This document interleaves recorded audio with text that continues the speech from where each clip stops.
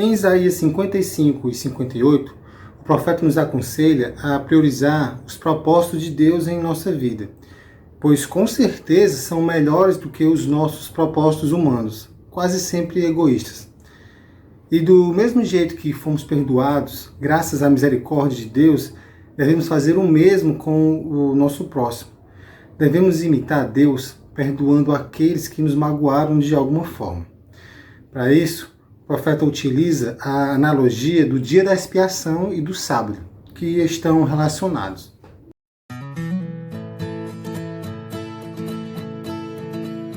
Olá, irmãos e irmãs, mais uma vez, estamos aqui no canal Farol 7, eu sou Sami Paiva e o tema de hoje é Amor em Ação. O verso em destaque a gente vai ver lá no capítulo 58, no versículo 10, que fala assim: Se abrirem o seu coração aos famintos e socorrerem os aflitos, então a luz de vocês nascerá nas trevas, e a escuridão em que vocês se encontram será como a luz do meio-dia. A primeira impressão, quando lemos o verso 1, no capítulo 55 de Isaías, que diz: E vós, os que não tendes dinheiro, vinde, comprai. A primeira impressão que a gente tem é de contradição. Um pouco mais na frente, no mesmo verso, o profeta enfatiza: comprai sem dinheiro e sem preço. Então nosso cérebro fica mais tranquilo. No verso 7, fica claro que Isaías falava de perdão. O profeta quis dizer, com essa analogia, que o perdão de Deus, apesar de ser de graça para nós, é muito valioso. E ele convida a todos a receber, comprar esse perdão para restaurar a aliança com Deus que tinha sido quebrada. Com esse texto fica claro também que a salvação sempre foi pela graça. Não há nada diferente entre o Velho e o Novo Testamento. A salvação sempre foi pela graça, na Antiga e na Nova Aliança. Não há nada que possamos fazer para comprar a nossa salvação, mas temos é que valorizar o que Deus fez para nos salvar. Ok, Sami, eu aceito o perdão de Deus. Estou salvo então? Posso fazer o que eu quiser agora, né? Calma, garoto. Como é que eu vou saber se essa sua aceitação foi sincera? Como já dizia João Batista, você conhece as árvores pelos frutos. Ninguém é salvo pelas obras, mas são as obras que vão evidenciar em que caminho você está andando. Entendeu? Aceitar a salvação é aceitar quem concedeu a salvação também. E ao aceitar Jesus, que nos concedeu a salvação, temos que andar em seus caminhos. Tipo, eu não posso dizer que aceito Jesus e continuo pecando, roubando, matando, mentindo, sendo desonesto, adulterando. Andar com Jesus é priorizar seu reino, ok? Jesus nos perdoou, nos libertou, não para continuar no pecado, mas para que vivamos em justiça. Quando Isaías fala em Isaías 55, no verso 9, que os pensamentos de Deus são mais altos que os nossos, ele está querendo dizer exatamente isso. Ai, Sami, meus propósitos são bons. Eu sei, mas os de Deus são melhores, sem sombra de dúvida, não é não? Por mais bom intencionados que sejamos, ainda somos falhos. Por isso, devemos nos pautar sempre na vontade de Deus. E onde é que eu encontro a vontade? Na Bíblia. A Bíblia é a vontade de Deus. Ok, voltando aqui para o assunto. Os pensamentos e os caminhos de Deus são incompreensivelmente mais elevados que o nosso. A prova disso é que, por mais inteligente que um ser humano possa ser, ele não vai compreender certos mistérios da vida enquanto estiver aqui na Terra. Ele não vai ultrapassar o seu nível de compreensão. Tipo assim, cada criatura tem seu nível de compreensão.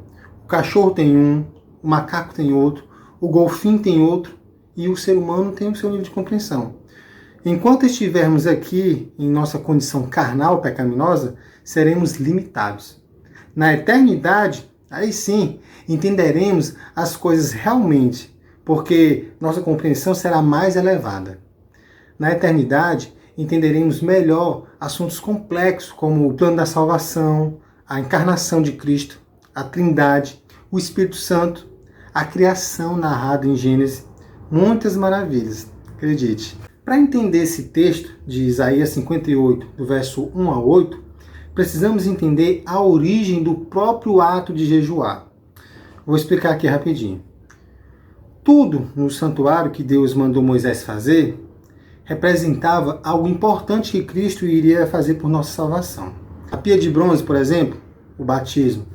O altar de incenso, a intercessão de Cristo. A arca da aliança, o trono de Deus. A lei de Deus, os 10 mandamentos, o caráter de Deus. Ok? Entre os rituais que também representavam alguma parte do ministério de Cristo, existia o dia da expiação, que representava o juízo final. No dia da expiação, no antigo santuário terrestre, todos os pecados que eram transferidos para o templo, devido aos sacrifícios de animais, eram perdoados uma vez por ano. Nesse dia, a comunidade tinha que ficar em contrição, se abster das coisas mundanas e se concentrar nas coisas de Deus. Esse estado de consciência, onde você se preocupa em agradar o doador da vida, esperando seu perdão, é a origem e o propósito do jejum. Você se abstém dos deveres normais e eleva a sua comunhão com o Criador. Ok? O problema é que muitos falsos cristãos da época de Isaías distorceram essa recomendação divina, dando outro significado ao jejum. Eles jejuavam esperando barganhar com Deus seus interesses egoístas. Pecavam descaradamente e depois faziam jejum pedindo para Deus ajudar em seus crimes. E quando não eram atendidos, lógico, ainda voltavam no templo para reclamar de Deus. Tipo assim, Senhor, passei ontem um dia sem comer, que custo faz o Senhor quebrar a perna desse guarda que me multou? Já pensou uma coisa dessa? A lição desse texto é mostrar a diferença entre ser meramente religioso e ser verdadeiramente seguidor de Cristo. Quando você se preocupa mais com os rituais do que ajudar o seu próximo, você já está um pouco fora do caminho da vida. Deus está procurando os verdadeiros adoradores, que adoram em espírito e em verdade. Priorizar mais os rituais e negligenciar o cuidado ao próximo é fingir ser cristão. Eu não preciso nem dizer onde é que esse caminho vai levar, né? Veja o exemplo do próprio Jesus.